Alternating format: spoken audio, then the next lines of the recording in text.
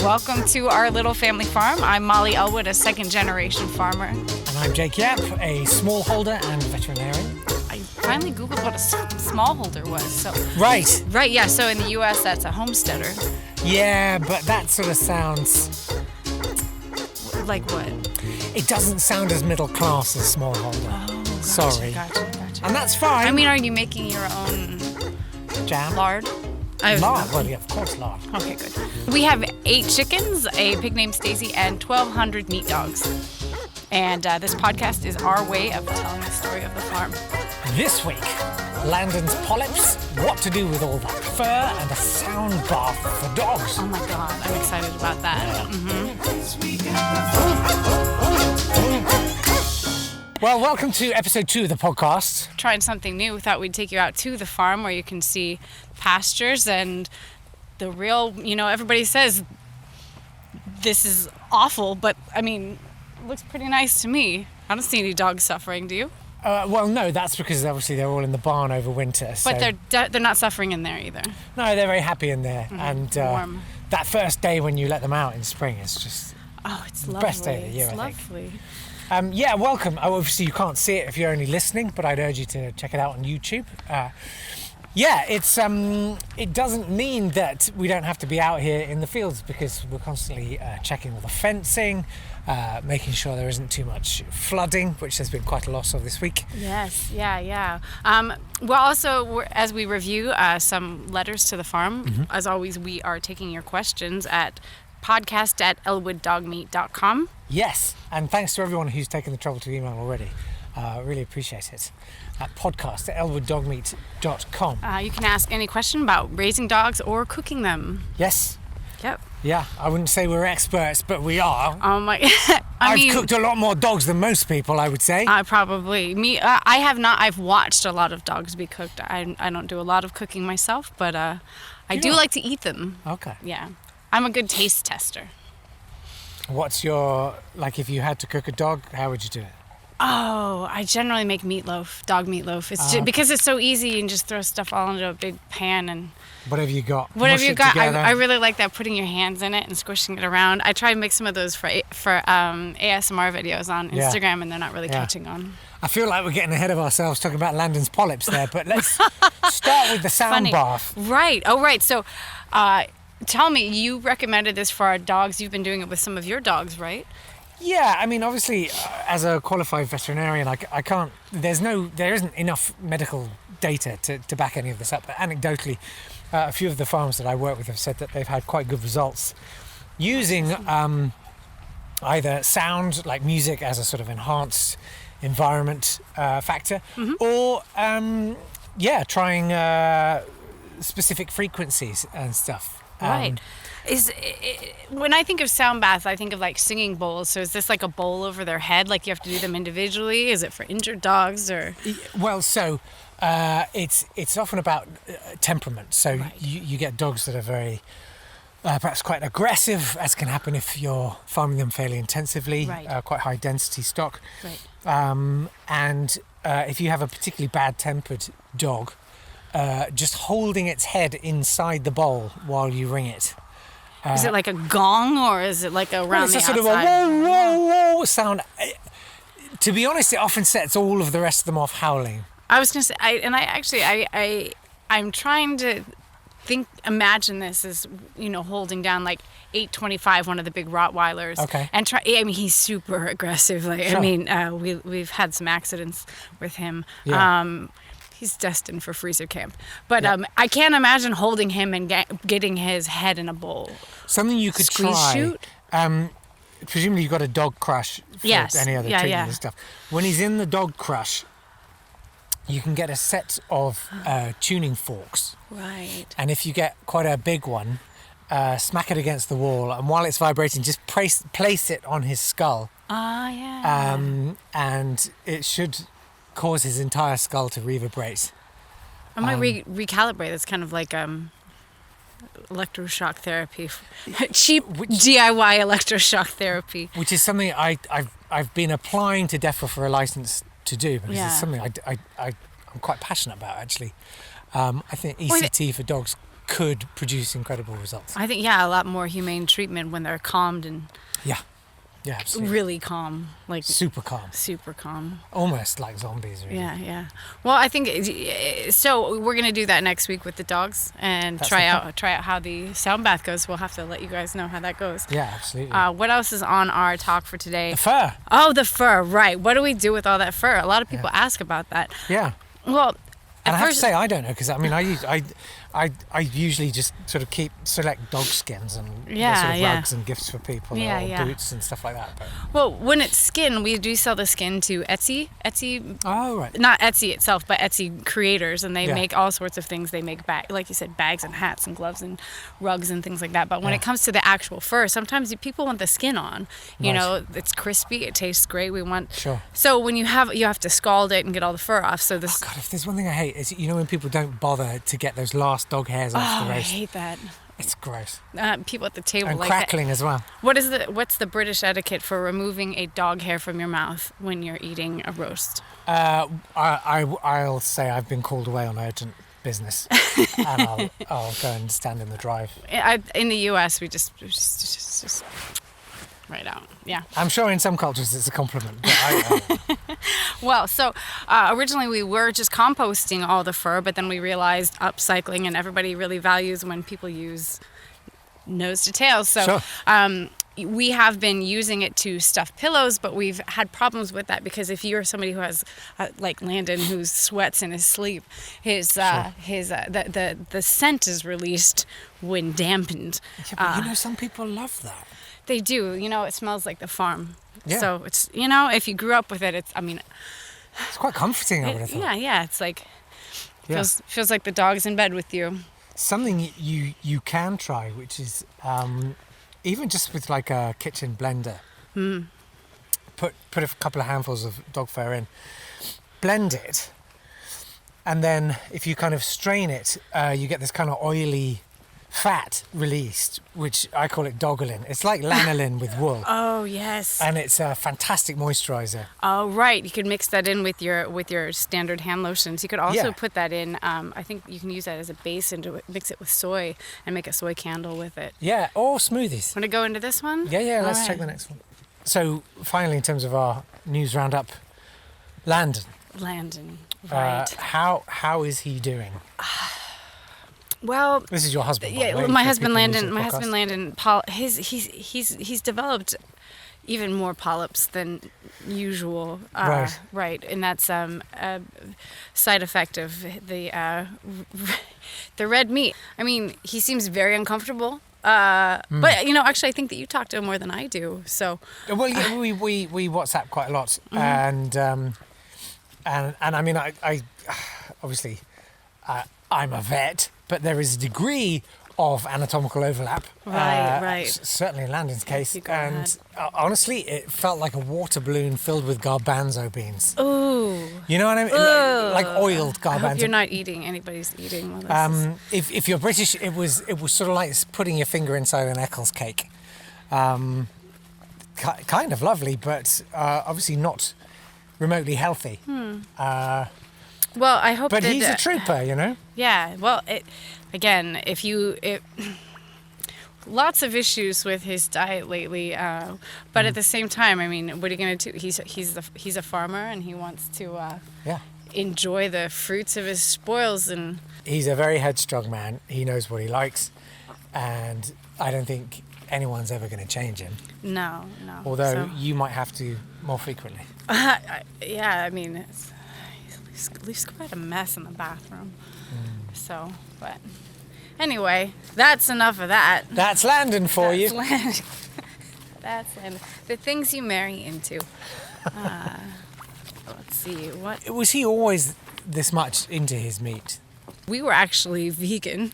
What? Yeah.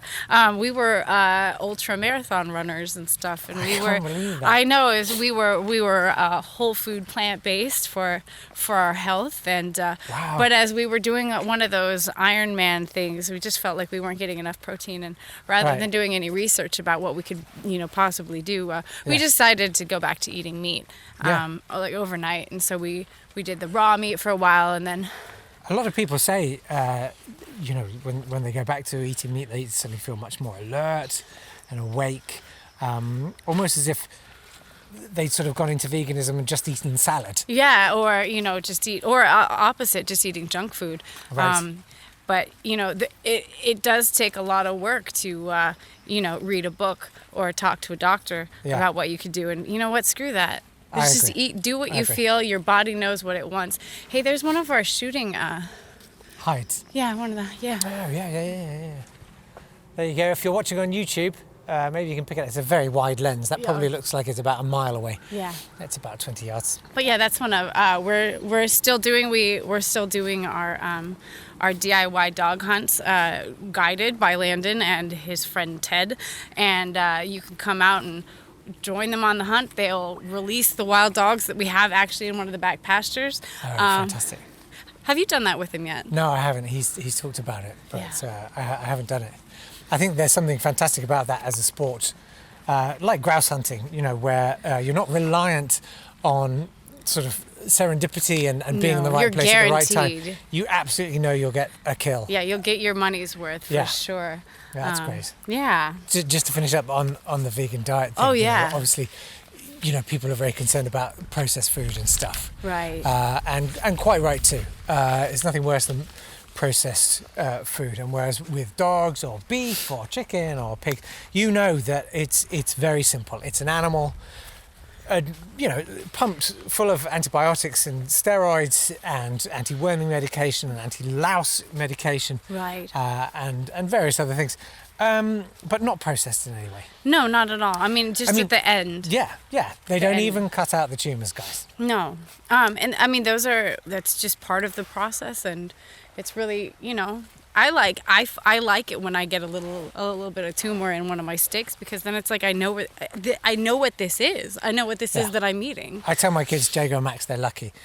So Yeah. If you get the tumor, do you Lucky get something tumor. special? you get extra a wish. serving you of get a wish. a It's wish. like a wishbone. In our house, it's an extra serving of dessert. Nice, very nice. So they fight over the tumor. Well, every dog farmer knows the rules. With authority dogs and dogs will lose stools. When you find yourself using power tools on your own itchy bottom, we all know worm infestation sucks. Leaves you flatter than the beds on your pickup trucks. Try medication from Nemoglucks. Every dog farmer's got 'em, that's right. Nemoglucks has got 'em. All right, another full mailbag this week. Thank you so much for your contributions as always. And the email address is podcast@elwooddogmeat.com. Yeah. Neil has written in with a fun question. Hello, Neil. Hi, Neil. Should I read this? Yeah. Well, let's stop walking, All because right. walking and reading are possible. Yeah. So, hi there. I've recently been watching some old films, some of which have featured dogs. I was wondering which film star would make a good dinner. Lassie, Shep, Rin Tin Tin, Old Yeller, maybe even Digby, the biggest dog in the world. I had to Google that after this. Did you not know that one? No, I didn't know Digby. Wow. However, I would imagine that Digby would be some sort of Costco specialty due to its size. Sure. Also, I've seen Human Centipede. Would a dog centipede be feasible and help out the industrialization of dog meat manufacturing? Many thanks, Neil. I love that question, Neil. Well, I can't wait to come on to that one. But first, best eating dog that's famous. Well, obviously not Rin Tin Tin. Why? German Shepherd. Of course, sorry. Right, yeah, we don't pets. eat them. Yeah. And I really did like when I looked up Digby, the biggest dog in the world. He's bigger than a mountain. Well, there you go. That'd be great. Worth a Google for that movie trailer. I have to go with Benji. Is that Benji, Zax, and the Alien Prince? No. No. Benji was like a little mixed terrier who was always in the right place at the right time. He's like an orphan dog who was always trying to be adopted, kind of like the little orphan Annie of dogs, little terrier. Because I love cooking terrier. I just think it's just, Well, it's easy. You just slam it in, don't you? Yeah. Well, I had a really good terrier at your house on Sunday, and how do you make that? It's so basic. You just get. I mean, the one you had, I slid mushrooms under the skin before you roast it, and That's what that and was. it's really moist. I love mushrooms. They taste so good. They do, yeah. But you got to attach them to a dog of some kind. Yeah. And what you said, you gave me a tip about cutting. Like, what is the... Just follow the bone, like a dog would. Gotcha. Follow the bone. Just let the knife follow the bone, and then when you get into the joint, you can just take the leg away from its... My grandma always wanted me to savor the joints. She always wanted those. Just it's gross. I would say I was thinking about the Littlest Hobo. Obviously, not that. I would eat a fifth of Beethoven. Easily in a sitting. A fifth of Beethoven. Yeah. That one's good. Thank you very much. But ching. It's a great question, Neil. And coming on to the idea of the canine centipede, which of course features in the film, right? I think so. The first experiment, I think, was with dogs. But Yeah. I think it was German I Shepherds. had ideas, but I want to hear yours first. Well, I've been. This is sort of a kind of a hobby thing of mine is looking at this. We talked in episode 1 about how dog feces, just like chicken litter, makes an acceptable feed, and what I wondered was if it's possible, and I'm looking into this on a nutrient level and seeing how many generations you can go. So I'm imagining rather than a centipede, I'd almost call it ringworm, where you actually you form a circle so that they're continuously feeding Sounds each like other. what is the word for the self-propelling? What is the machine? Perpetual motion machine? It's exactly that. But what's the original nutrition input if they're all in a circle? Yeah, well, that's what I'm looking at, because you need nutrients that aren't necessarily going to break down too much or be absorbed. As I say, it's a question of how many, I call it generations, or how many cycles can they go through Before it's time to harvest. before it's time to harvest. Gotcha. That's interesting. A little bit gross, but I think But people, open your mind about the concepts of what we can do with animals, right? Yeah, and I don't want people to be squeamish about this. We dehorn Rottweilers. We cut the teeth of most of the dogs. We cut the tails of most of the dogs. We castrate Toes. the males. The toes off of all the picnic breeds. Yeah. So, if you're offended by the idea of a dog eating another dog's excrement, and I'd invite you to any dog park if it really does upset you. I think it might be the sewing of the mouth to the anus might have a problem. But I mean, again, like you said, how different is that than some of the other stuff we do? We do a lot of work with ruminant dog breeds where we actually cut a cavity, a hole in the side of the dog, and we put literally a cap on it, I've and we seen can you pop do the cap this. open and we can reach inside and we can sample what the dog is digesting, so that we can. They did that improve at my their feed. they did that at my kids' school the other day with one of our dogs. Well, the actually. thing, So they could see it. people have been doing it with cows for decades, Yeah. and nobody's complained.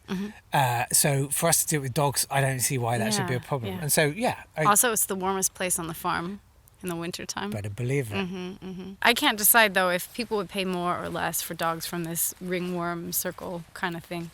I think with any it's It's experimental at this point though. yeah, and it's got a sort of nice novelty. You could actually, if you could do it with small enough breed, you could actually have a dog crown for Christmas or whatever. When I was thinking though about the human centipede thing, I had not connected the ring into mine was definitely a straight line, and I was just thinking about the efficiencies we'd have on the farm. It takes a lot of work to feed a yeah. lot of dogs. If I could just Yeah, feed one Yeah. and scoop up shit, pardon me, from one dog, Yeah. I mean, it's a whole line of dogs. That one on the end is going to be producing quite a bit. Well, what you'll find is it's incredibly refined, Oh yeah, incredibly nutrient dense. So it's very muddy here. it's very muddy here. All right, so Venkatesh writes, can we get dog meat with custom fat content? As one can imagine, different fat percentages might be desired by people in different life situations, like an Olympic swimmer wanting to put on or maintain lean muscle versus one in the middle of pregnancy. Yeah, it depends on how much activity they have, also what we finish them with. If you finish them with grain, you're going to get a fattier content, and some people I really like fattier meats. Yeah. How about you? Have you figured out a way that another way to increase the fat in In dogs? all honesty, no. I mean, It depends on what kind of dog you buy. If you do buy a proper free range dog, it's probably going to be quite lean. And some of the more intensively farmed dogs tend to be a little fattier. But to me, it's all about flavour. I don't, with the best will in the world, if you are an athlete or something and you're training hard, great, and fair play to you. You might do better to eat something like tofu, where you can actually regulate the amount of fat you're consuming separately to your protein. But for me, it's just all about flavour, and fat lends flavour. So I remember missing that as a vegan. There was no fat, zero fat. There's no way of eating fat as a vegan. It's They don't awful. exist. Yeah, no. So No, yeah. can't think of anything. Well, thanks for the letter. Appreciate that. Yeah, and here's the last one here. Here's the last one. So this is from Crud Puppy, who says, again, it's ironic. This has come through the website, I think. You choose to make a site, full stop. Spend money to keep it going while you live in a city. Contribute to factory farm produce, full stop. Use animal byproduct every day and cash into it every day. There's no full stop there. Oh, okay. It's almost as if this and provoking people is a money-grabbing thing, and not actually. Spacebar, spacebar. Because you care about animals. If you cared about animals, wouldn't it be wasting your time on sites? You would be trying to change how stores buy produce, how they contribute to factory farming. Is this like voice to text? I hope so. Okay. I All hope right. so. You would be making videos and websites, full stop, opening people's eyes to the abusive practices of Whole Foods or organic farming, which uses hunters. I mean, it does go on. You would be telling people not to drink coffee because of how detrimental farming it actually is to wildlife. But instead you do shit like this while at the same time being spacebar, just as bad as anyone who eats meat. I hate fake money, spacebar, grubby, spacebar, vegans, and that's you. That is not us. Wow. I think they mistook us for PETA. Yeah. It's honestly people like you, full stop, that give vegans a shitty name, full stop. This one right here. This part, go on. That line on. You say it. You don't practice what you preach. You might as well go out buy a truck. Go out buy a truck. It's not buy BY as it's written there. I Oh think yeah, it's you BY. go out. Go and buy. Go out buy a truck load of dogs and slaughter them. Yeah. Well, we do. I mean, yeah. That's our job. Yeah. You're welcome. Ah, The thing is, we're never going to shirk from an email like that, because I always think if you can interrogate what you're doing and hand on heart say there's no problem with it, right. then you're fine. There's nothing wrong with what I'm doing. Right. And there's So nothing it's wrong with fine. eating dogs or cows or pigs, chicken, fish, whatever you want, really. If I want to do it, I get to do it. Well interrogated. That's why I get to be a human. You did your job. I did. Good job. Thanks. Yeah. So we're never going to be afraid of emails like that. And please keep them coming. Yeah. Podcast@elwooddogmeat.com. Fox. There's a fox. There's no way you'll be able to see it. There he goes. I gotta go get him though. The thing is, he's headed right for the Pomeranians, and I'm gonna have to. I mean, Yeah, if he takes one. I've got my pistol on me. If you don't mind. Yeah, no. Should we? Well, we should wrap it up there. Right. Anyway. Yeah. Thank you so much for listening. We really, really appreciate it. If you could tell your friends, share it, that would be wonderful. If you wanted to subscribe, we will be back in 2 weeks with another episode. But in the meantime, if you want more, why not consider joining our Patreon? It's patreon.com/Elwood Farms. And there's voice notes from the farm. It's a little podcast exclusive. So maybe we'll see you there. Yeah. Hope to see you again in a couple of weeks. Yeah. Take care. All the best. Bye. Get that.